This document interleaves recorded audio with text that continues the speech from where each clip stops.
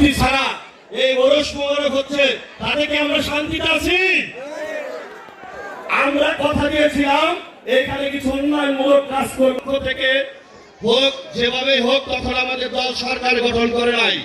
এইখানে দৌলতপুর উপজেলা বিএনপির সভাপতি এবং সিনিয়র সভাপতি, মানিকগঞ্জ জেলা বিএনপির আহ্বায়ক কমিটির সদস্য লোকমান ভাইয়ের সহযোগিতায় আমরা কিন্তু সেটা মাজার কমিটিতে দিতে পেরেছি এবং ইতিমধ্যে সেটা পরিলক্ষিত।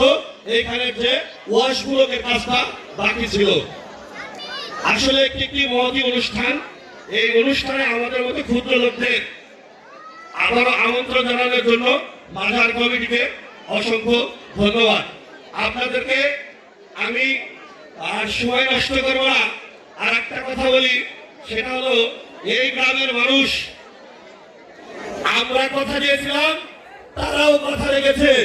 এই সেন্টারে কোনোদিন ধানের শীষ ফাঁস হয় নাই, কিন্তু আপনারা আমার নেতা এতে চিন্তা কবির ভাইকে ভালোবেসে এই সেন্টারে বিপুল ভোটে ফার্স্ট করে যে কৃতজ্ঞতা প্রকাশ করেছেন, আপনাদের চরণে আমিও কৃতজ্ঞ।